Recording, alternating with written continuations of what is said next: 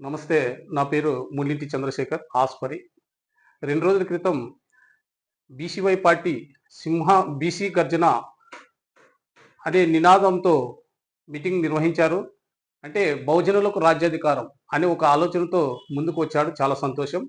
అయితే బహుజనులు రాజ్యాధికారం వైపు వెళ్ళాలా? లేకుంటే అది అందుకోవాలా, రాజ్యాధికారం అందుకోవాలంటే దాదాపు ఇంకా 100 సంవత్సరాలైనా జరగదనేది నా అభిప్రాయం.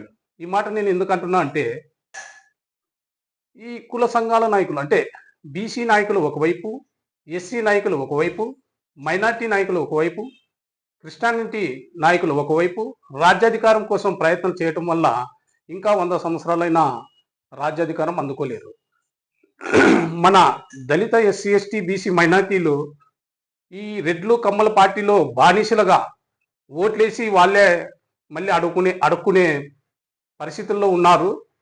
అంటే వారి నుండి విముక్తి కలగాలంటే ముందు ఈ ఎస్సీ, ఎస్టీ, బీసీ నాయకులు అంటే అంతో కొంత కులాల సంఘాలుగా నాయకులుగా గుర్తింపు తెచ్చుకున్న ఈ మందకృష్ణ మాదిగ దళిత నాయకులు, ఇంకా అలాగే ముస్లిం మైనార్టీ నాయకులు, అలాగే బీసీవై పార్టీ తరఫున బీసీ నాయకులు, అలాగే కేఈ పాల్ లాంటి పెద్దలు, వీళ్ళంతా ఒకటై బహుజనులకు రాజ్యాధికారం అనే నినాదంతో వస్తే ప్రజలు ఖచ్చితంగా నమ్మి ఆదరిస్తారని నా యొక్క ఆశ.